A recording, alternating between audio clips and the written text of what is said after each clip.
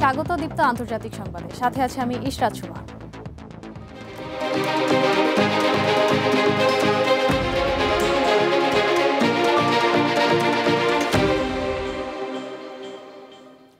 গাজায় যুদ্ধবিরতি চুক্তি লঙ্ঘন করে হত্যাযজ্ঞ চালিয়েই যাচ্ছে ইসরায়েল। স্থানীয় সময় সোমবার পৃথক দুটি স্থানে ইসরায়েলি বাহিনীর গুলিতে অন্তত 4 জন ফিলিস্তিনি প্রাণ হারান। নিহতরা সবাই নিজেদের বাড়িতে ফেরার চেষ্টা করছিলেন। ইসরায়েলি সেনাবাহিনীর দাবি, নির্দিষ্ট হলুদ সীমারেখা অতিক্রম করায় কয়েকজনের ওপর গুলি চালানো হয়। গত 4 অক্টোবর মার্কিন প্রেসিডেন্ট ডোনাল্ড ট্রাম্পের প্রকাশিত এক মানচিত্রে এই হলুদ সীমারেখাটি বা ইয়েলো লাইন নির্ধারণ করা হয়। যুদ্ধবিরতি চুক্তির অংশ হিসেবে ইসরায়েলি বাহিনী অন্যান্য এলাকা থেকে সরে এই রেখার পেছনে অবস্থান করছে। তবে গাজাবাসীরা জানান, তারা জানেন না এই ইয়েলো লাইন আসলে কোথায়। যুক্তরাষ্ট্রের মধ্যস্থতায় গত 10 অক্টোবর কার্যকর হওয়া যুদ্ধবিরতির পর থেকে বারবার তা লঙ্ঘন করছে ইসরায়েল। গাজা কর্তৃপক্ষের তথ্য অনুযায়ী এ পর্যন্ত অন্তত 97 জন ফিলিস্তিনি নিহত হয়েছে।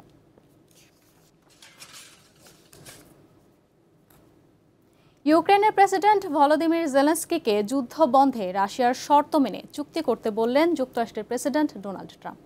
গত শুক্রবার ওয়াশিংটনে ট্রাম্পের সঙ্গে বৈঠক করেন জেলেনস্কি। এ সময় রাশিয়ার দখল করা এলাকা ছেড়ে দিতে ইউক্রেনকে চাপ দেন মার্কিন প্রেসিডেন্ট। পরে সংবাদ ব্রিফিংয়ে একজন সাংবাদিক ট্রাম্পকে প্রশ্ন করেন, রাশিয়ার শর্ত মেনে নিলে ইউক্রেনের পুরো দনবাস অঞ্চল তাদের হাতে তুলে দিতে হবে।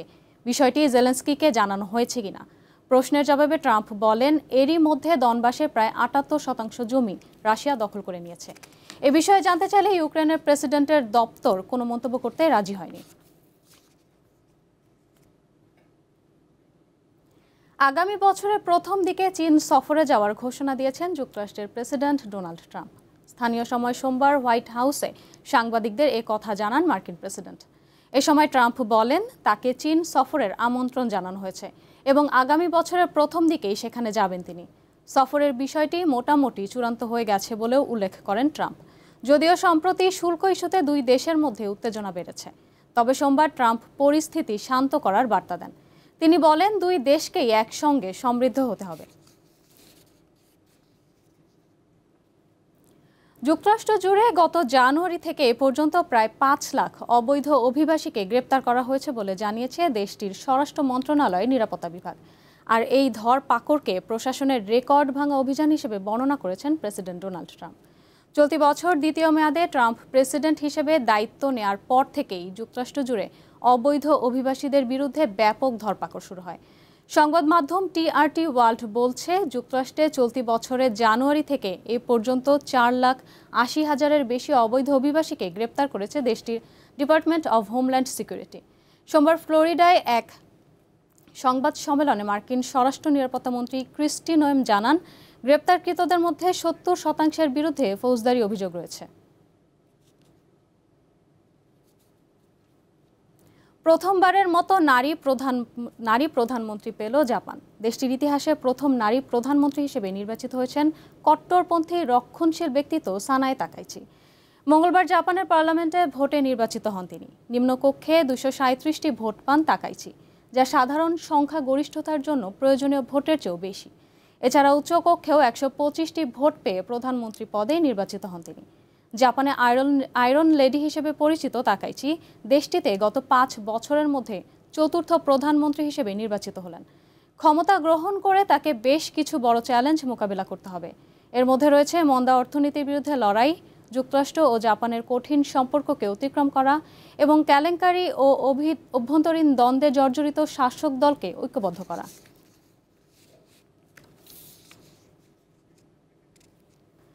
দীপাবলি মানেই আলোর উৎসব। সেই উৎসবকে আরও উজ্জ্বল করে তুলেছে রামের জন্মভূমি হিসেবে পরিচিত অযোধ্যা। দীপাবলির আগেই 26 লাখ প্রদীপ জ্বালিয়ে গিনেস বুক অফ ওয়ার্ল্ড রেকর্ডসে রেকর্ড গড়েন ভারতের উত্তরপ্রদেশের বাসিন্দারা। একই সঙ্গে সূর্য নদীর 2 তীরে একসঙ্গে 2000-এরও বেশি মানুষ আরতি করেছেন।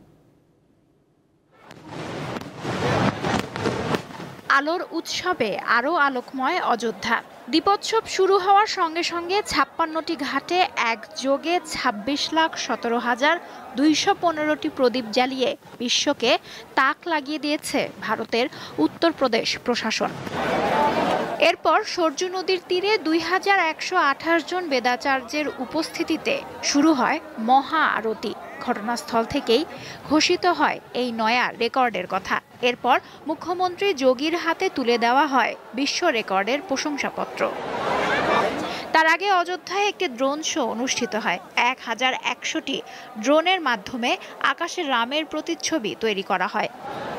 উত্তরপ্রদেশ সরকার জানায়, গিনেসের প্রতিনিধিরা ড্রোনের মাধ্যমে প্রদীপের সংখ্যা যাচাই করে ঘোষণা করেন এই বিশ্ব রেকর্ডের কথা। এই দিন বিকাল 5টা থেকে রাত 8টা পর্যন্ত চলে উৎসবের মূল পর্ব। এবছর অযোধ্যার দীপোৎসবের বিশেষ আকর্ষণ ছিল মহা আরতি, লাইট অ্যান্ড সাউন্ড শো এবং বর্ণিল আতশবাজির প্রদর্শনী। আমি প্রতি বছর এই আয়োজনে অংশ নেওয়ার চেষ্টা করি, তবে এবছরের আয়োজনে আমি মুগ্ধ। এখানে এসে নিজ চোখে না দেখলে এই অনুভূতি ভাষায় প্রকাশ করা সম্ভব নয়।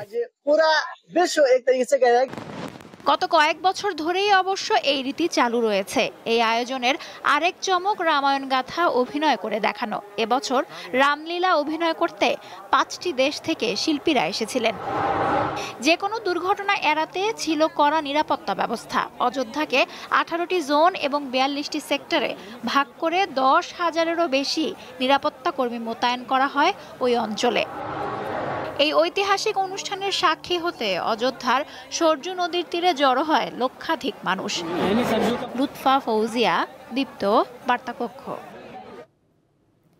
এই ছিল দীপ্ত আন্তর্জাতিক সংবাদে। আমাদের পরবর্তী সংবাদ দীপ্ত জেলা সংবাদ বিকেল 5টায় দেখার আমন্ত্রণ জানিয়ে শেষ করছি। সাথে থাকার জন্য ধন্যবাদ।